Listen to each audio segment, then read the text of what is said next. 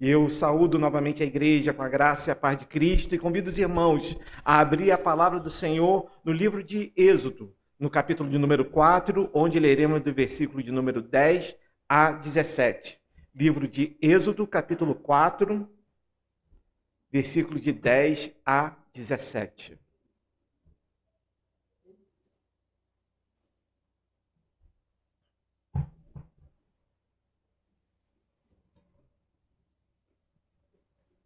Diz assim a palavra do Senhor. Então disse Moisés ao Senhor: Ah, Senhor, eu nunca fui eloquente, nem outrora, nem depois que falaste a teu servo, pois sou pesado de boca e pesado de língua. Respondeu-lhe o Senhor: Quem fez a boca do homem? Ou quem faz o mudo, ou o surdo, ou o que vê, ou o cego? Não sou eu, o Senhor? Vai, pois, agora, e eu serei com a tua boca e te ensinarei o que hás de falar. Ele, porém, respondeu: Ah, Senhor, envia aquele que hás de enviar, menos a mim. Então se acendeu a ira do Senhor contra Moisés e disse: Não é Arão, o levita, teu irmão? Eu sei que ele fala fluentemente, e eis que ele sai ao teu encontro, e vendo-te se alegrará em seu coração.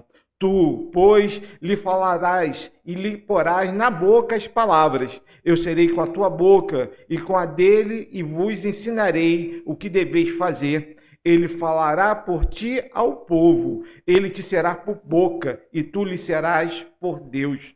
Toma, pois, este bordão na mão com o qual hás de fazer os sinais. Pai amado, nós queremos te agradecer pela oportunidade que temos nessa noite de estar na tua casa, estarmos na tua presença, te buscando, ó Pai, em primeiro lugar. Somos agradecidos porque fomos trazidos pelo teu Espírito Santo, o mesmo Senhor que nesse momento prepara os nossos corações para podermos receber a tua palavra.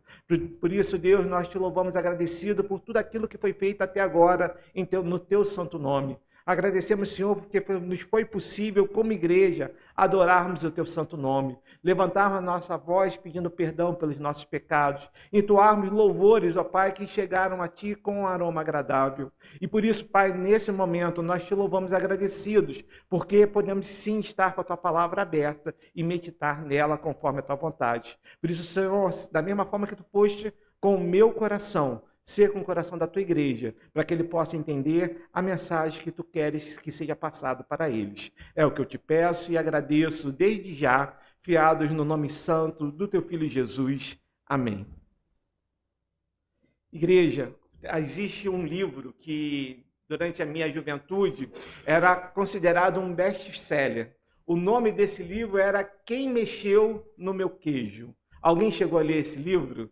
Alguém conhece? Algumas pessoas levantaram a mão. É um livro que foi escrito por Spencer Johnson e que contava a história de 4 criaturas, 2 camundongos e 2 seres que eram semelhantes a homens.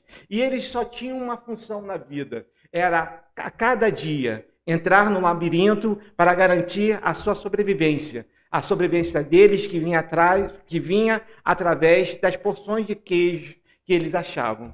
E esses homens, então, essas criaturas, todo dia se preparavam de manhã cedo, acordavam, colocavam o tênis e partiam para aquele labirinto, para poder buscar aquela porção de queijo tão necessária para as suas vidas. E aí, em determinado momento, eles caminhando pelo labirinto, eles encontram uma grande porção, um grande depósito de queijo.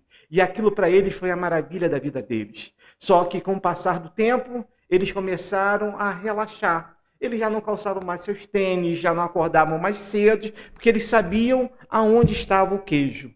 Só que um dia, ao chegarem naquele depósito, eles têm uma surpresa. Não há mais queijo. E aí vem a pergunta do livro, que é: quem mexeu no meu queijo? E aquelas criaturas, então, começam todos os dias a fazer o mesmo caminho, desanimadas, sabendo que os queijos não estavam lá, mas sempre com a esperança de chegarem ali e terem devolvido o queijo que era deles. E eles começaram, então, a perceber que estavam ficando fracos.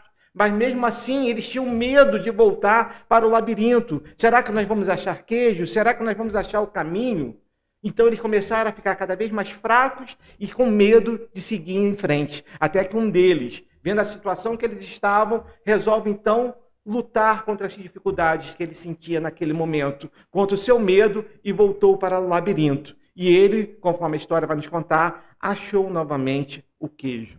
Muitas vezes, quando nós estamos na mesma agonia, na nossa corrida diária pelo queijo, nós passamos por dificuldades. Muitas vezes, a dificuldade que nós vivemos nos leva a ficarmos inertes, termos medo de caminharmos em frente. E nós nos acomodamos, mesmo aquela situação não sendo confortável para a gente. Por isso, nas nossas vidas, da mesma forma que aqueles personagens, nós precisamos enfrentar os nossos medos. Precisamos enfrentar as nossas dificuldades. A história nos mostra, o livro de Êxodo nos mostra que Moisés foi o homem a quem Deus separou para poder tirar o seu povo com mão forte da escravidão no Egito e guiar aquele povo até a terra que manava leite e mel. Sabemos disso e sabemos que a missão de Moisés foi completa. Mas naquele momento, Moisés, quando Deus declarou a sua vontade, desde o capítulo 3, Moisés colocou várias dificuldades na presença de Deus, para que ele não o enviasse nessa missão. Quando nós olhamos no capítulo de Êxodo, capítulo 3, no versículo 1, nós vamos ver ele perguntando: quem sou eu para ir a Faraó e tirar do Egito os filhos de Israel? Mostrando que ele não poderia estar na presença de Faraó. Já no versículo de número 13 do mesmo capítulo, do capítulo de número 3, ele vai falar assim: mas Senhor, não sei o seu nome. Qual é o seu nome? O que lhes direi?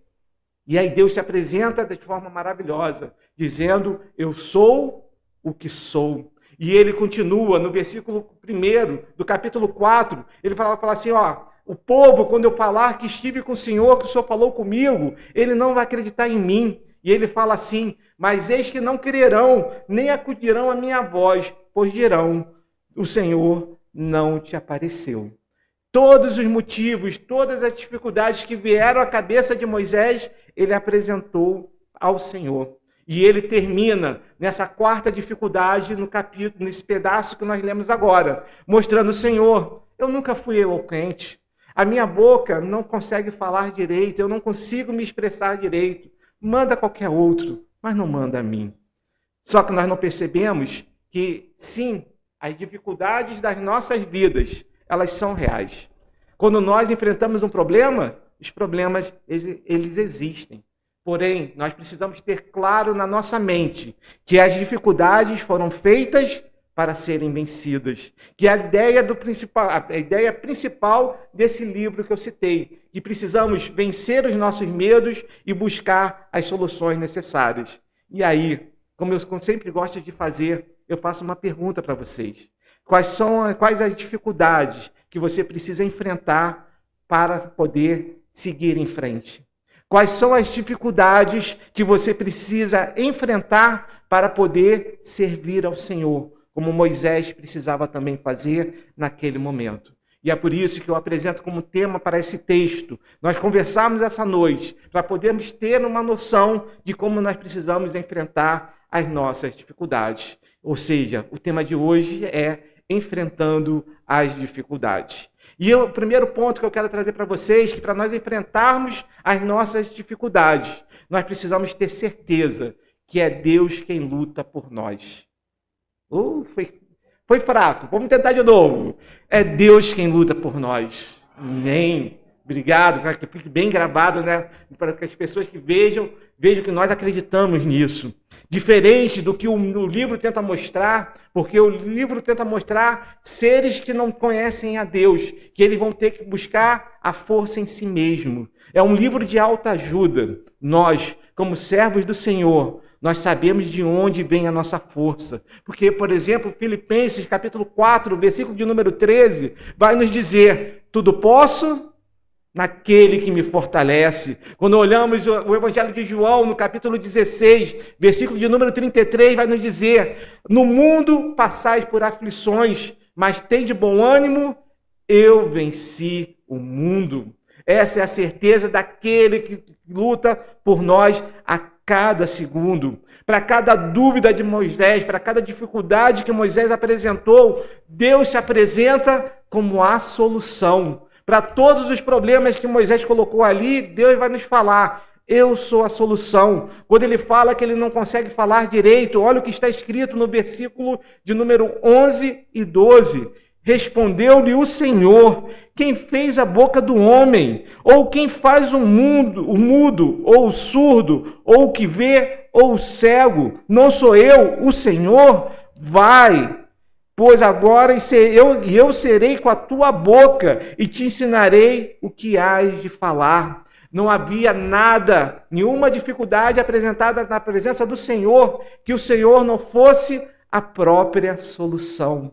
Ele é a solução para todas as nossas dificuldades. É Ele que luta as nossas batalhas. É Ele que vai à frente do seu povo, abrindo portas, mostrando o caminho, abrindo o mar para que o povo possa passar com pés secos. E é dessa forma que eu e você precisamos enfrentar os nossos problemas. Nós olhamos para ver isso, que Deus é a solução, Ele luta por nós. Mas Deus não é só a solução dos nossos problemas. Não devemos buscar ao Senhor buscando que Ele solucione aquilo que nós precisamos ser solucionado em nossas vidas. Ele é muito mais do que isso. Ele é o mantenedor de nossas vidas. Ele, através do sacrifício de Cristo Jesus, nos deu vida e vida em abundância. Ele não poupou o seu Filho amado por nós, por amor a nós, nos dando que a presença dele para morrer pelos nossos pecados, para que nós tivéssemos a certeza da salvação.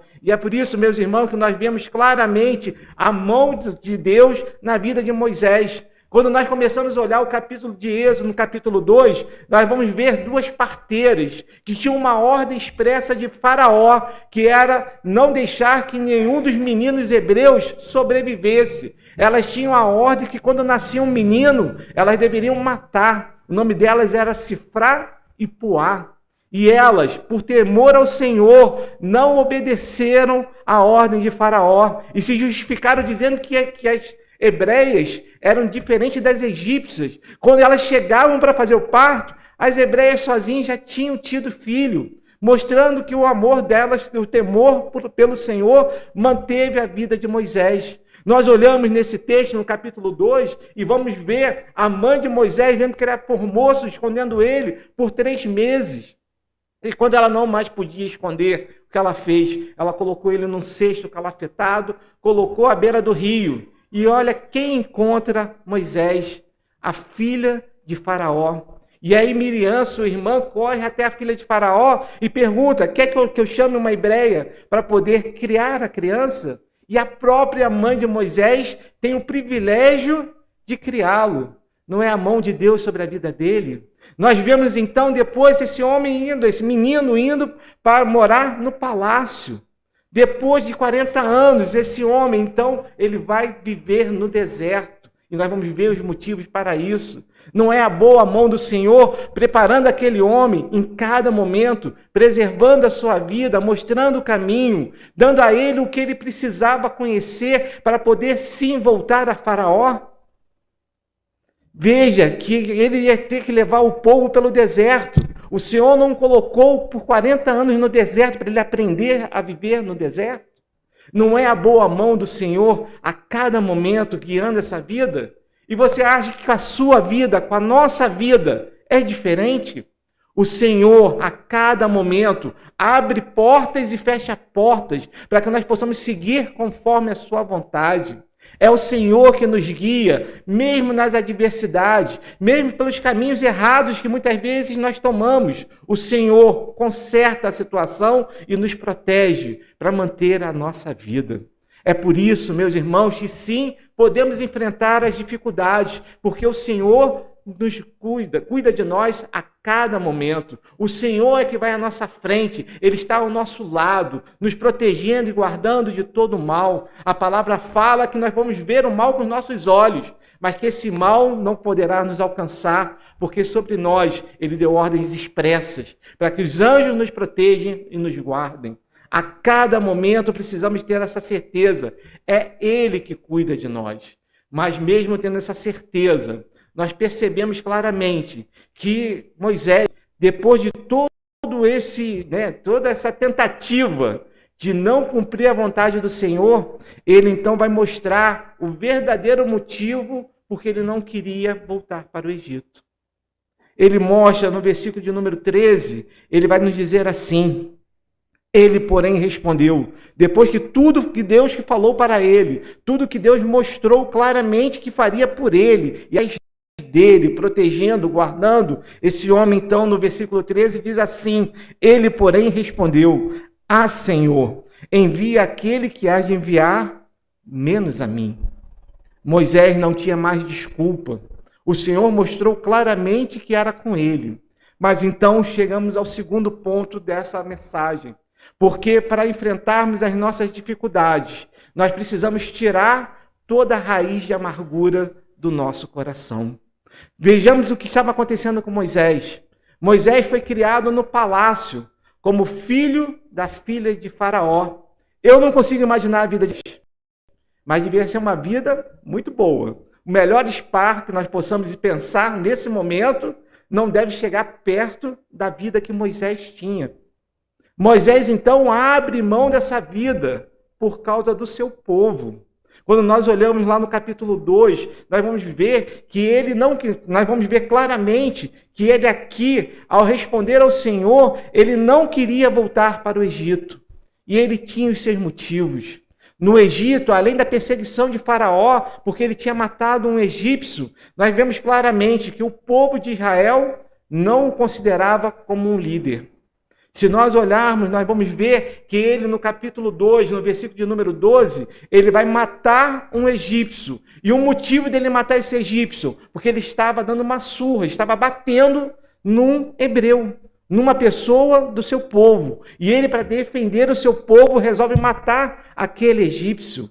E aí, no dia seguinte, ele volta para estar com o seu povo, e aí ele vê dois hebreus, da sua terra, o seu povo, discutindo e brigando. E ele fala: meus irmãos, não façam isso. E aí um daqueles homens vira e fala assim: quem te colocou sobre príncipe sobre nós?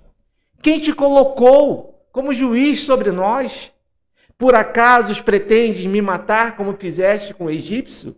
Mostrando claramente que aquele povo não reconhecia a Moisés como líder. E Moisés, vendo que foi descoberto, só tinha uma opção para ele, era fugir para não perder a sua vida. Porque agora ele era perseguido por Faraó e não tinha abrigo no seu povo. Esse homem perdeu toda a sua referência de vida. Ele teve que deixar tudo aquilo que ele viveu durante os 40 primeiros anos da sua vida para trás. Ele não tinha mais nada. E para onde esse homem vai? Para o deserto. E ali no deserto ele constrói uma nova vida. Ele vai para Midian, ali ele conhece um homem chamado Jetro, começa a apacentar os seus rebanhos no deserto, casa com a sua filha, Zípora. E aí nós vemos claramente que ele tem uma nova vida construída. Aí chega Deus, no meio de uma sarça ardente, e pede para ele abandonar a vida que ele havia reconstruído. Muitas vezes, nós, para podermos viver na presença de Deus, precisamos abrir mão de muitas coisas na nossa vida. A palavra, conversava com os jovens hoje na escola bíblica dominical, que a palavra diz, Jesus afirma, que muitas vezes ele não veio para unir, ele veio para separar. Separar para que nós possamos reconhecer a sua soberania sobre as nossas vidas. E se a sua família não aceita, você precisa optar por Jesus. Muitas vezes, para podermos servir e fazer aquilo que o Senhor nos pede, nós precisamos sim abrir mão daquilo que nós queremos. Mas a pergunta é, como isso fica no seu coração? No coração de Moisés ficou uma dor tal que ele não queria voltar para o Egito. Ele não queria voltar para o seu povo. E ele tentou, com todos os seus argumentos possíveis, lidar com aquele que tem conhecimento de todas as coisas, que sabia que tudo aquilo que Moisés estava fazendo era uma desculpa. Percebemos claramente que, apesar das tribulações, Deus vai moldando o nosso coração.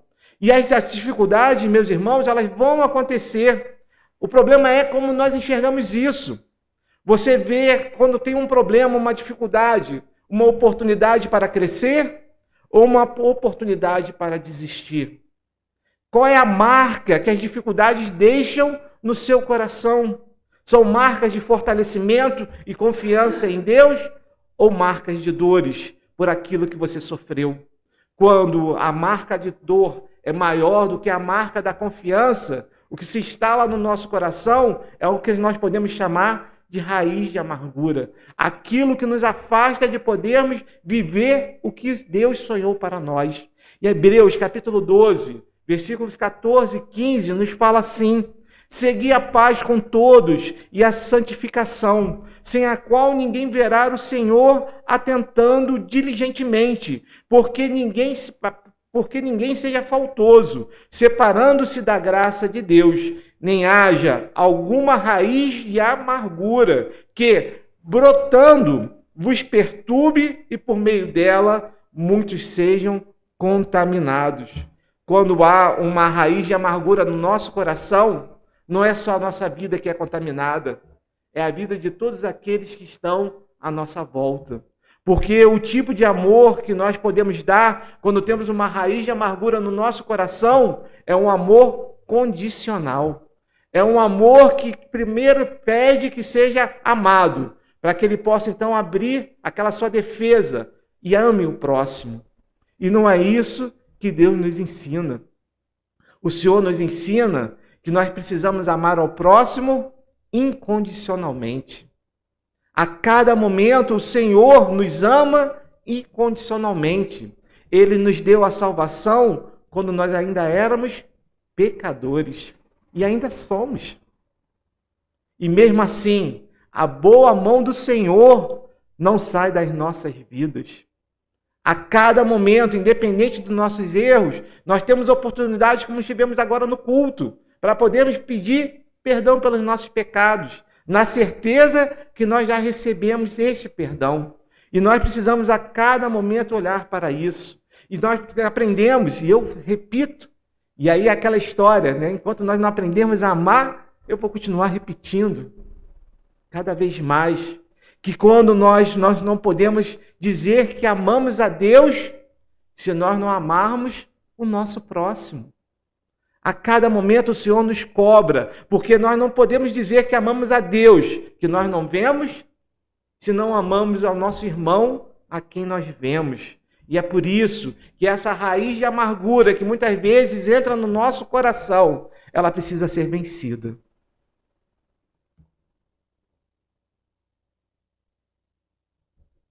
Enfrentar essa dificuldade, meus irmãos, é fazer a vontade do Senhor acontecer em nossas vidas. A cada momento, meus irmãos, nós erramos, porque nós somos pecadores. Pecamos por nossos atos, por nossas palavras, pelas nossas omissões. E quando nós pecamos, muitas vezes, nós ofendemos aquele que está ao nosso lado. E aquilo começa a fazer que cada vez mais nós estejamos fechados para amar. Como está o seu coração nessa noite? A primeira pergunta que eu fiz para vocês nessa noite é: o que está te impedindo? Qual é a dificuldade que você precisa vencer para que você possa seguir em frente? Para que você possa realmente servir ao Senhor? O que você precisa no seu coração? Perdoar.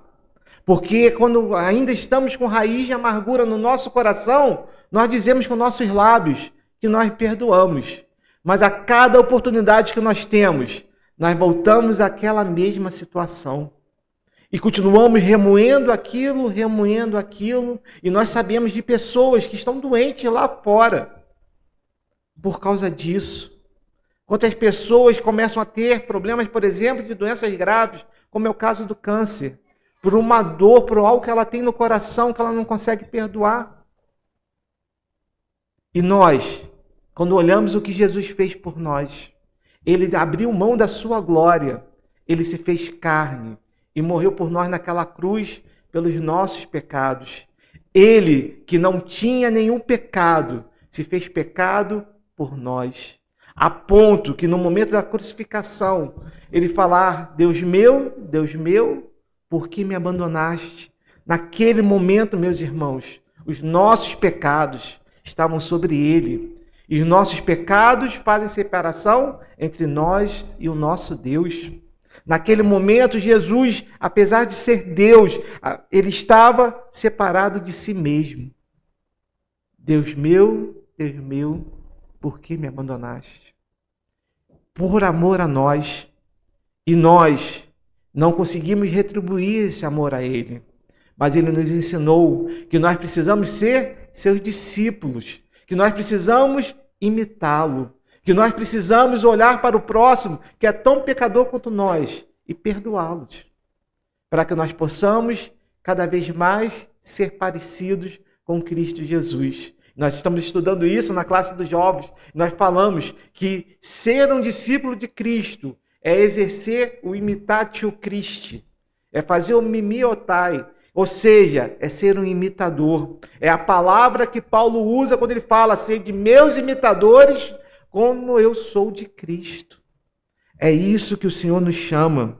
Precisamos tirar do nosso coração tudo aquilo que nos impede de amar incondicionalmente ao próximo, para que nós possamos, sim, vencer as dificuldades, enfrentar as dificuldades sabendo que Deus é que luta por nós, que Deus está à frente de nós, nos dando o caminho, a força necessária, mas nós também precisamos fazer a nossa parte. E a nossa parte é podermos, sim, perdoar aqueles que nos ofenderam. Porque é isso que nós somos ensinados pela palavra de Deus. E aí estamos, então, cada vez mais enfrentando as dificuldades. Enfrentando e cada vez mais podendo servir ao Senhor. E o terceiro ponto que eu quero trazer para essa noite é saber que para nós enfrentarmos as dificuldades, nós precisamos caminhar com os nossos irmãos. Quando Deus vê que Moisés não abre mão e que ele demonstrou ali toda a raiz de amargura que ainda havia no seu coração, que precisava ser tratada. Então Deus, na sua misericórdia e graça, ele dá a oportunidade a Moisés de compartilhar a sua missão com seu irmão Arão. Quando nós olhamos em Eclesiastes, capítulo 4, versículos de 9 a 12, nos fala assim a palavra do Senhor: melhor é serem dois do que um, porque tem melhor paga do seu trabalho. Porque se caírem, um levanta o companheiro. Ai, porém, do que estiver só, pois caindo não haverá quem o levante. Também, se dois dormirem juntos, eles se aquentarão, mas um só, como se aquentará? Se alguém quiser prevalecer contra um, os dois lhe resistirão. O cordão de 3 dobras não se rebenta com facilidade. Estar junto, estar tendo pessoas que possam te apoiar é necessário para que nós possamos enfrentar as dificuldades da nossa vida. Porque quando nós temos pessoas ao nosso lado, elas são como colunas, elas são bênção do Senhor para as nossas vidas. Quando muitas vezes eu tropeço, eu tenho a Kelly do meu lado para poder me segurar, me sustentar e muitas vezes me levantar. E louvado seja Deus por isso. Porque sim, nós precisamos a cada momento não caminhar sozinhos. Porque caminhar sozinho pode se tornar impossível. Deus sabia disso, sabia que o coração de Moisés precisava ser tratado. E ele vai dizer a forma que Arão vai recebê-lo, com alegria. Para que aquele coração que achava que não podia voltar ao Egito, pudesse se sentir amado e pudesse ser tratado. E entendam, Deus é soberano. Nós falamos no primeiro ponto dessa mensagem que nosso Deus é um Deus forte, que ele cumpre aquilo que ele promete. E ele prometeu a Moisés que sim, ele seria o suficiente para poder cumprir a missão que Deus tinha dado. Nós, nas nossas fraquezas, somos mais do que suficiente, porque a força que vai na nossa frente não é nossa, é do nosso Deus. Ele é que nos dá a força através do Espírito Santo. E aí nós vamos perceber que com o passar do tempo, a figura de Arão começa a ficar em segundo plano. Eles continuam caminhando juntos até a morte de Arão, mas cada vez mais Moisés se sente motivado e entende que ele tem sim a liderança sobre o povo de Deus. E nós vamos perceber que para falar com o povo e para falar com Deus, ele para de usar Arão. Arão estava ali como sacerdote do Senhor. não mais como boca profética, tendo as palavras colocadas em seu coração por Moisés, mostrando que mesmo nós, nas nossas dificuldades, se o Senhor está nos dando uma missão, Ele vai nos dar a força necessária para cumprirmos. Mas precisamos não caminhar sozinho. Por isso, meus irmãos, podemos comparar ao casamento. A palavra nos fala que sairá o homem da casa do seu pai e se tornará uma só carne com a sua esposa, mostrando a união. E essa mesma união é a união que a igreja precisa ter a cada momento. Como igreja, nós somos um corpo só, que temos como cabeça Cristo Jesus. E é essa certeza que nós precisamos ter no nosso coração. Por isso somos um só corpo e dependemos a cada momento dos nossos irmãos. Caminhar juntos nos faz vencermos as dificuldades. Como igreja, nós temos a responsabilidade de caminharmos juntos. Estamos começando os nossos grupos de vida para que nós possamos caminhar juntos, para que nós possamos crescer juntos, para que nós possamos orar uns pelos outros, para que nós possamos ser verdadeiramente igreja do Senhor. É isso que o Senhor nos chama a fazer. Ezequiel vai nos falar que se nós simplesmente nos omitirmos, quando nós estamos vendo que um irmão nosso está indo para um caminho de morte, que Deus vai requerer aquele sangue das nossas mãos. Eu não quero chegar naquele dia aventuroso, quando vou estar na frente do meu Salvador, do meu Criador, eu não quero ter o sangue de nenhum irmão meu nas minhas mãos. Eu quero ser considerado servo bom e fiel. Entra para o gozo, para o descanso do seu Senhor. E eu tenho certeza que nós, como igreja, vamos caminhar juntos para que nós possamos sim fazer isso. E concluindo, meus irmãos, a história do início, os personagens precisavam vencer as dificuldades sozinhos, por conta própria. E o livro se classifica como um livro, um best-seller de autoajuda. Nós temos a palavra de Deus, nós temos a presença do Espírito Santo, e através das dificuldades que nós passamos, o Senhor utiliza essas dificuldades para serem oportunidades de nós crescermos e podermos ser usados como vaso de honra. A cada momento o Senhor fortalece a nossa fé. Cada vez mais o Senhor nos estabelece, firma na rocha que é Cristo Jesus. Por isso, meus irmãos, nós não enfrentamos as dificuldades sozinhas. Nós temos a força do Espírito Santo. O Senhor é que luta por nós, mas nós também temos o apoio da nossa igreja e dos nossos irmãos. Então, qual é a parte que nos cabe? Nós podemos enfrentar, resolver a raiz de amargura que há no nosso coração. Precisamos confessar os nossos pecados, pedir perdão ao Senhor por não sabermos amar. Temos que pedir em oração que o Senhor nos ensine a perdoar aqueles que nos ofenderam, para que nós possamos sim voltar a amar incondicionalmente. E dessa forma é que nós sim podemos enfrentar as dificuldades, sabendo que o Senhor luta por nós, sabendo que nós sim vamos conseguir enfrentar as raízes de amarguras que existem no nosso coração e que nós, unidos como igreja, podemos caminhar conforme a vontade do Senhor. Que Deus nos abençoe e guarde. Eu vou convidar a igreja a se colocar de pé para nós orarmos e recebermos a bênção. Santo Deus e eterno Pai, nós queremos te glorificar. Agradecido, Senhor, pelo teu cuidado, pela tua igreja. Pai amado, nós te agradecemos pela vida do homem Moisés, aquele homem, Senhor, que tu separaste antes da fundação do mundo, para poder cuidar, Senhor, do teu povo, para poder libertá-los, Senhor, da escravidão no Egito e levá-los à terra que mana leite e mel. Ó Pai amado, nós te agradecemos e sabemos, Senhor, que ele humanamente teve dificuldades. Ele tentou, Senhor, pedir que o Senhor não fizesse. Mas a tua vontade, ó Pai, é boa, perfeita e agradável. E por isso, Senhor, sim, o Senhor conduziu conforme a tua vontade, mostrando a ele que sim, ele tinha a força necessária para poder enfrentar todas as dificuldades, não pela sua própria força, mas pela força do nosso Deus através do seu Espírito Santo. E é por isso, Deus, que nós rogamos sobre a tua igreja nesse momento a força do Espírito Santo, para que cada um de nós olhe para os nossos corações e entenda, Senhor, onde estão as nossas dificuldades, aquilo que nós precisamos enfrentar nas nossas vidas, mas confiando em Ti, porque sabemos, Senhor, que o Senhor luta as nossas lutas. Ó Pai amado, cuida dos nossos corações, Pai, e mostra-nos como perdoarmos, Senhor, aquilo que ainda incomoda os nossos corações. Ó Pai amado, cicatriza os nossos corações nessa noite, ó Pai, para que nós possamos sim perdoar e seguir em frente, vencendo todas as dificuldades. Ó Pai amado, ensina-nos a caminharmos juntos como igreja, para que nós possamos sim fazer a Tua obra. É o que eu te peço e agradeço desde já, fiado no nome santo do Teu Filho Jesus. Amém. E agora, povo de Deus, ide em paz. Que a graça imerecida de Cristo Jesus, nosso Senhor e Salvador, com o amor imutável de Deus o Pai, e as doces consolações e a sabedoria do Espírito Santo, esteja sobre vós, povo de Deus, não só hoje, mas pelos séculos dos séculos.